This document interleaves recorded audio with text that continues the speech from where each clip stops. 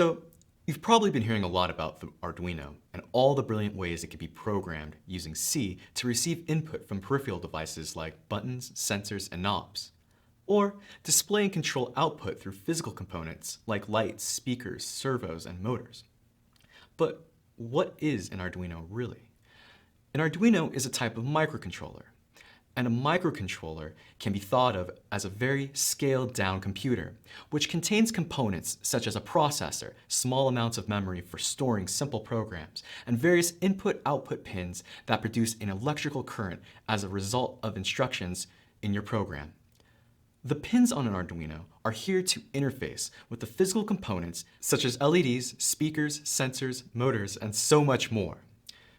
This is an Arduino Uno R3, which we'll be using throughout the course. In this video, I'll be going over just some of the main components of this board. However, if you'd like more information, which I recommend you read, visit the link for the Arduino Uno's full specification. Power for the board can be received from USB, external AC to DC power supplies, or by battery connectors.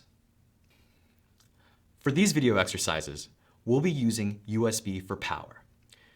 If you are interested in other ways to provide power to your Arduino board or want to know more about the power pins, please refer to the power section of the specification link provided.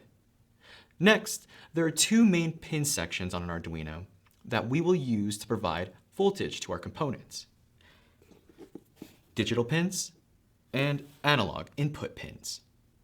Before we go any further, let's understand these two terms. Analog input pins are for components such as knobs, which create analog signals. A knob can provide different amounts of resistance to voltage between the two pins that it's connected to. Take, for example, a light dimmer.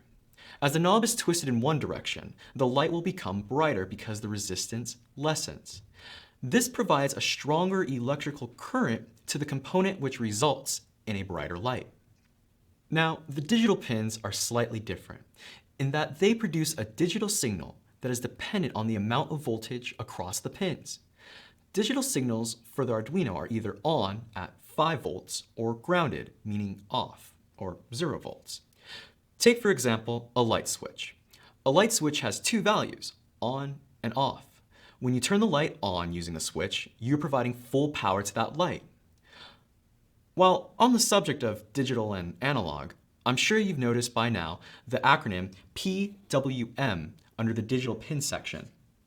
This stands for pulse width modulation.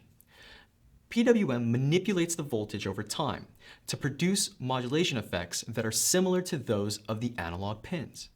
For example, by turning a light on and off rapidly for different lengths of time, it can control the light's brightness. So you might be asking yourself, if all you have to do is provide some voltage to some component for it to work, why even have a microcontroller? Well, let's take a high-level look at a microcontroller that we may interact with daily, the alarm clock. The alarm clock has many inputs, for example, buttons, which are used to interact with the alarm clock program. It also has outputs, which are light-emitting circuits called 7-segment displays that show the time. This is all controlled by a program that is contained in the microcontroller's memory. Now, let's take a look at a scenario and see if we can replicate the alarm clock with this Arduino. You're ready to go to sleep, but you'll need to set your alarm to wake up. We know that by using some buttons, we can set some variable, time, that gives the program a condition it must meet, such as, when this time is true, the program should send a signal to another pin that is connected to a speaker. And when this signal is received by the speaker, it should play an awful sound. Let's use this simple circuit to give you some context to what I'm talking about. So now that your alarm is set, your condition is now stored in the program's memory. And after only 9 seconds of sleep, you hear the awful alarm sounding away. I'm going to go ahead and plug in our alarm here.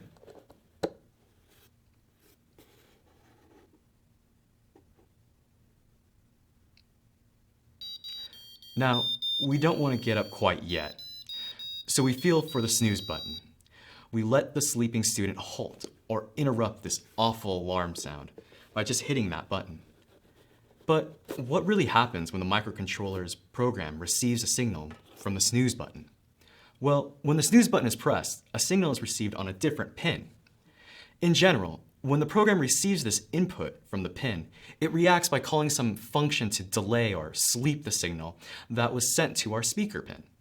This delay or sleep is for some constant time, which usually is about 9 minutes, or in Arduino terms, 540,000 milliseconds. If the alarm clock isn't switched off before the snooze timer depletes, the program's condition will send another signal to the speaker's pin, thus turning the alarm on again. Now, what makes Arduino special to CS50 is its development environment uses the C language, giving you the power to apply the knowledge gained in a more direct, hands-on way.